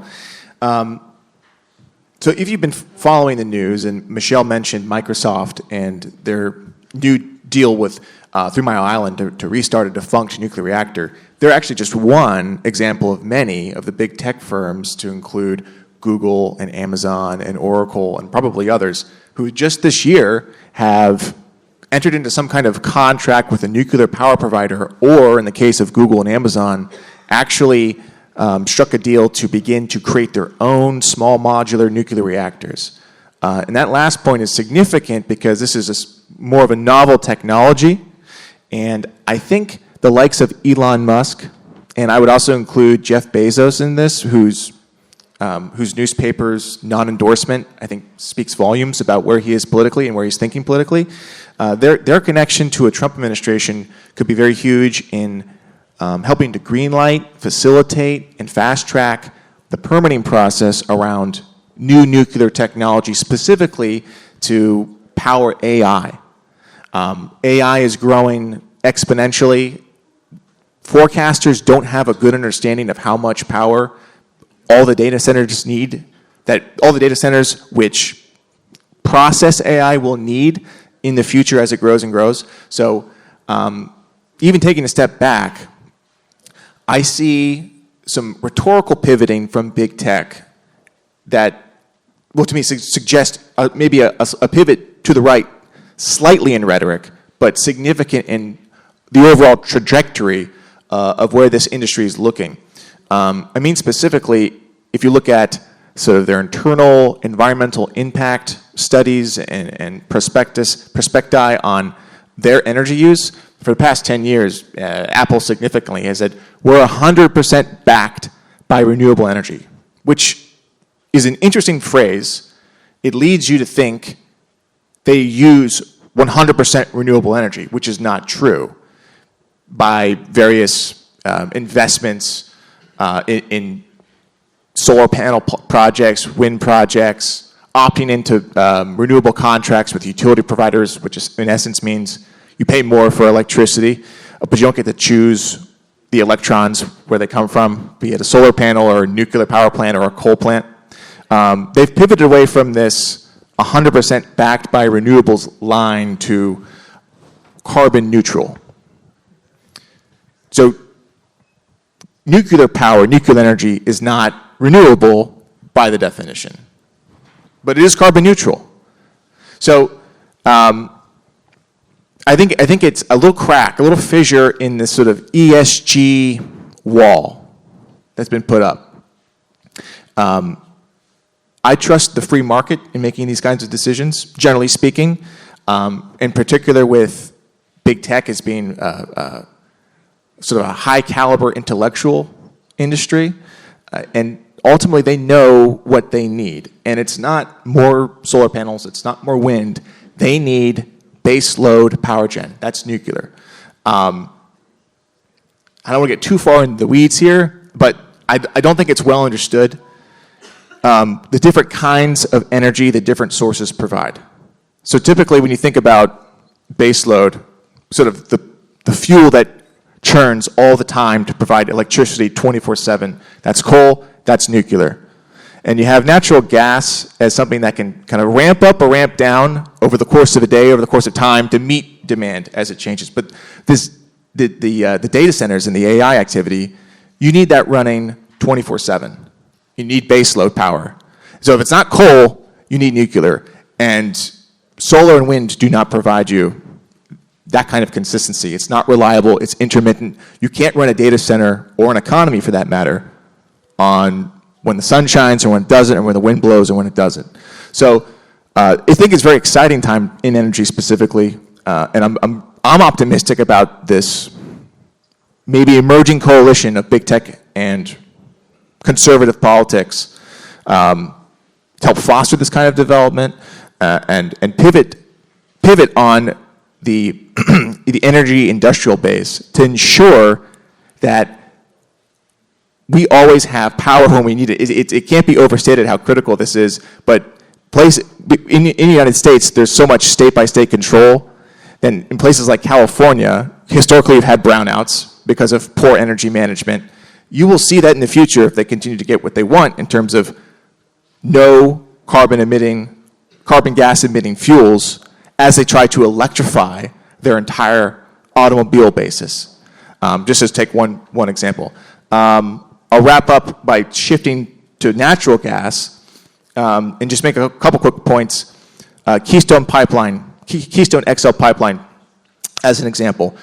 Barack Obama essentially canceled a permit that they had to complete one phase of the project as sort of a last thing he did on the way out the door.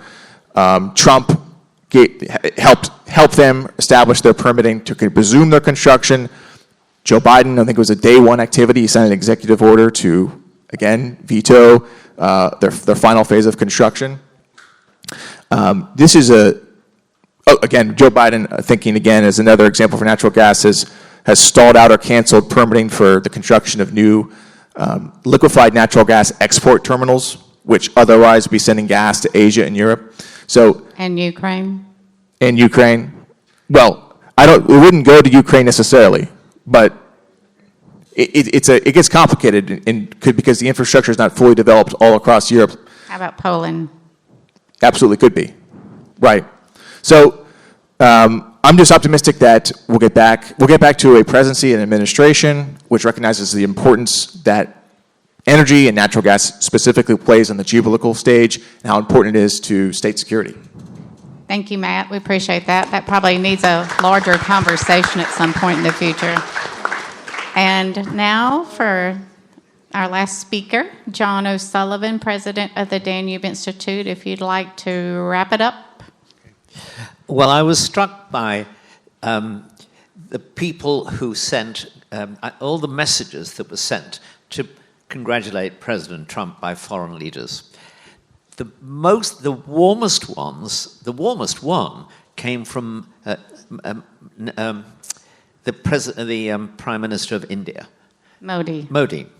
And it was almost a love letter to my friend. I congratulate my friend Donald Trump, and it ended up with, and so I'm looking forward to us working on together this strategic and economic partnership. Stop. Together, stop. I think this is true of a lot of leaders around the world. We'll come to America's allies in Western Europe and elsewhere in a moment, but these other leaders who are not necessarily American allies, nonetheless, they want to have a good, productive relationship with the United States. And what they emphasize is the phrase that Ibrahim used, which is to say they want and believe they can have a pragmatic relationship. And they want that relationship to be between America and themselves, even if there are ideological differences between them and differences on other issues that are less significant, perhaps.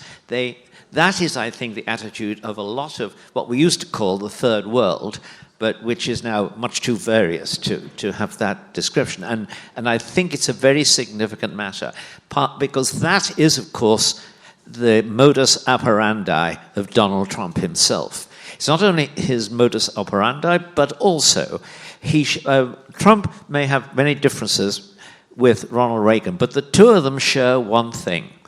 As Michael assured me the other day, each of them was convinced he could make anyone like him.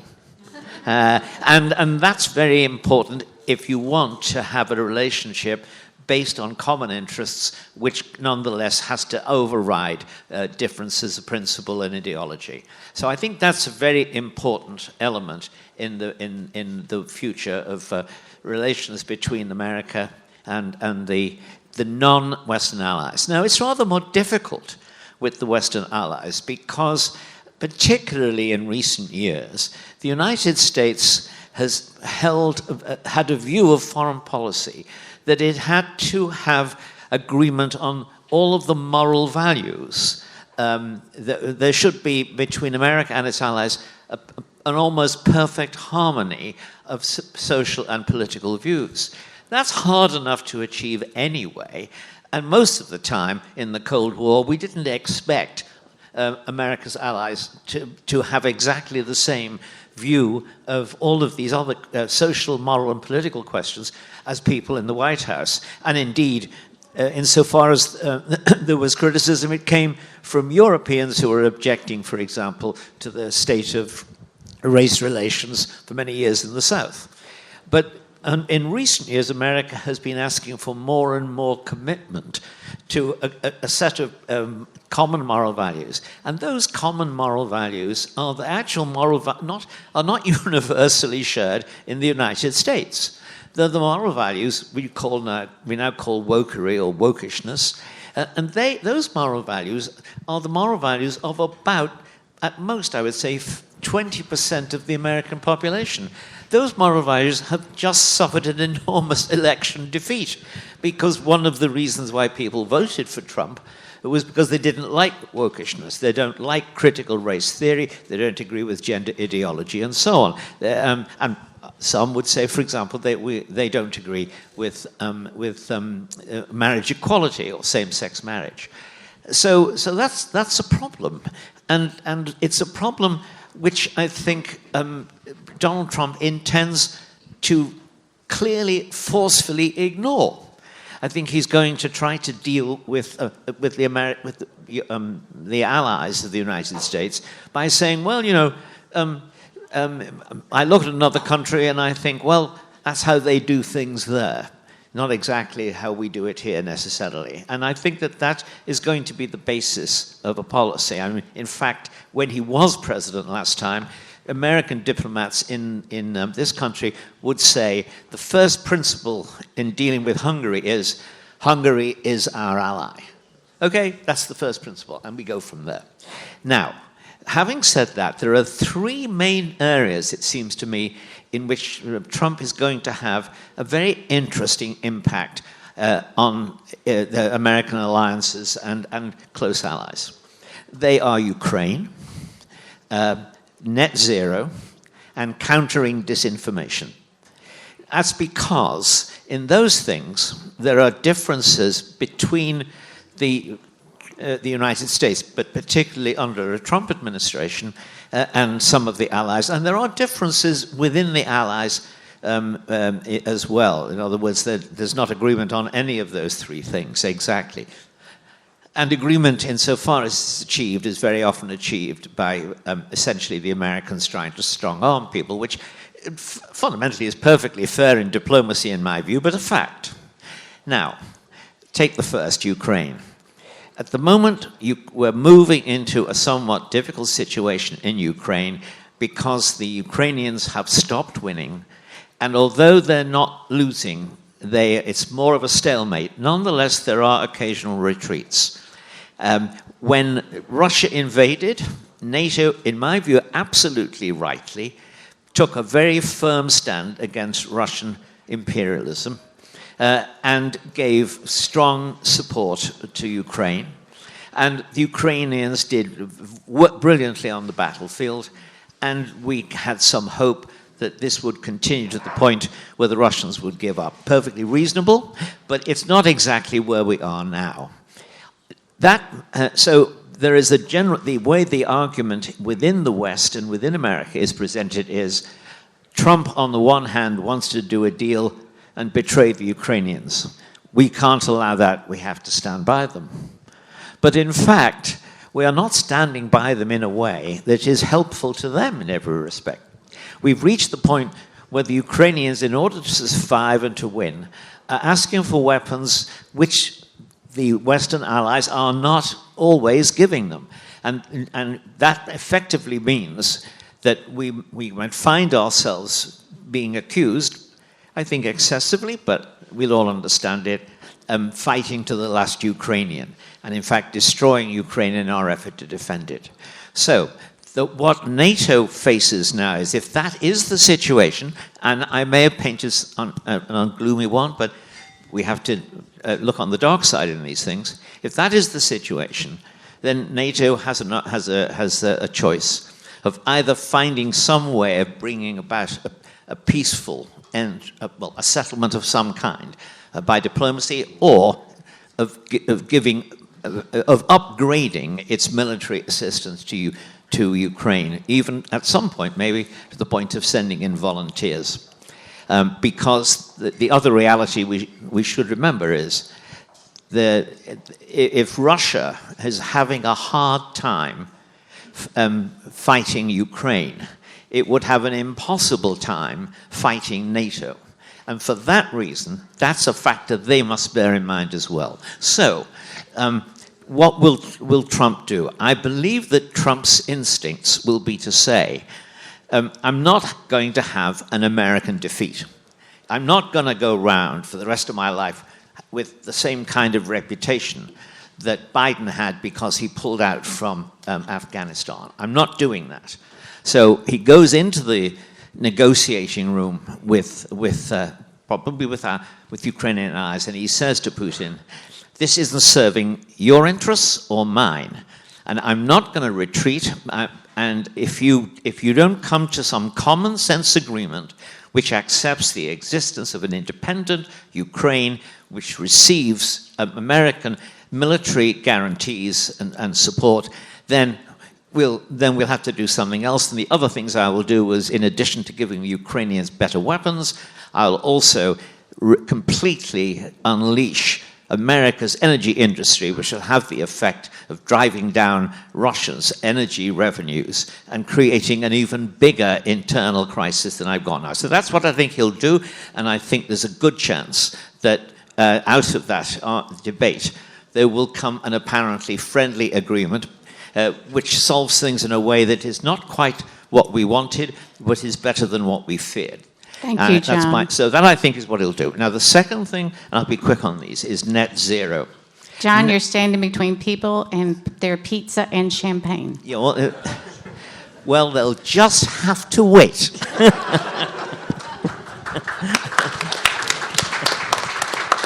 Now, the second thing is net zero. It's obvious. You all know one important aspect of this. The fanatics for net zero, and they include the European Commission in particular, and the British government outside of the EU in particular, they are irrational people. And there is no way that net zero by 2050 can be achieved without completely destroying the economies and livelihoods of the people in these countries. In the short term, it can't be achieved without destroying the German car industry. That's why the German government and the French government and several other governments in the EU are complaining about people pushing ahead. Now, in my view, pushing ahead with maximum net zero is inconsistent with democracy, and it's inconsistent with European prosperity. These things can't be combined. One of the few people who will say this out loud is Donald Trump. And he is saying this out loud. And as a result of that, although he will have crisis talks and rows with the European Commission, with Ursula von der Leyen and others, he will have the backing of the governments like the Polish government, the German government, and others. And if the governments consist on sticking to a single European idea on this, then other parties will actually challenge them effectively. And that's going to happen. So there's going to be a rethinking of net zero because Donald Trump will have none of it. Now, by the way, maybe I'm embarrassing myself here, but I was glad to say the opinion I've just expressed was expressed publicly today by Bernie Sanders. So you can see it's in all kinds of places. And the third is countering disinformation. Now, everybody is in favor of of either exposing or preventing lies on major things. The problem is that we have traditionally, in countries like America, Britain, and most of Europe, we've traditionally thought that that should be left to what we call the free market in ideas, that people put forward arguments. If we think they're mistaken or wrong or poisonous, we actually then intervene. Other people take a different position. We have a debate. That was abandoned in the COVID pandemic. And in the COVID pandemic, the idea of countering disinformation by actually preventing the publication of perfectly rational and, as it turns out in many cases, accurate arguments about the scientific errors that were being made in dealing with COVID-19, that became the basis for the development across the United States, Europe, Britain, and other countries of a vast, what's called what they call it, the industrial censorship industrial network, in which the intelligence services, the tech industries, governments, and organizations and between them constructed this large institute whereby the media followed instructions to suppress certain viewpoints, which turned out to be accurate, and to insist on a single standard of truth, which was their standard of truth. Now, we all know that disinformation existed in the Cold War, and it was handled, but it wasn't handled by imposing a vast regime of censorship. It was handled by promoting, by correcting lies, not by law, but by free speech. And essentially, that is now going to become a matter of dispute between Europe and Donald Trump. Why? Because Donald Trump and Elon Musk are committed to free speech. And, sad to say, the European Union is committed to censorship. That's just clear and plain. And if you don't really believe that, and I understand a lot of people find what I've just said shocking, if they do, then I think you should look at what the European Union is saying and doing in terms of how it wants to prevent the free exchange of ideas. Of course, we all know there are other problems like pornography on it, which I think we have to have serious conversations about that. But it doesn't justify the imposition of a regime of censorship which is out to tackle misinformation, somebody makes a mistake, disinformation, somebody makes a mistake, actually knows they're lying, and thirdly, what's called malinformation. Malinformation is officially defined as telling the truth with an ill intent. Well, I don't think those things should be left to governments to decide. They ought to be determined by public debate. I'm not saying that's always easy, but it has to be done. And the consequences of not doing it are becoming increasingly clear and increasingly dangerous. And I think that because I think the attempt to muzzle X for political reasons in Europe will fail, because the man who runs X is actually now occupying a very important position in the American government, and his best friend is the president. So I think that's going to be a big row, and I think we should be, broadly speaking, on the side of Trump. There are other issues, but there are three very big ones, and what we need is prime ministers, foreign secretaries, and governments in Europe which have the same kind of problem-solving, pragmatic, and intelligent attitudes to governance, as I think is increasingly going to be seen by Donald Trump, from Donald Trump. Thank you very much, John.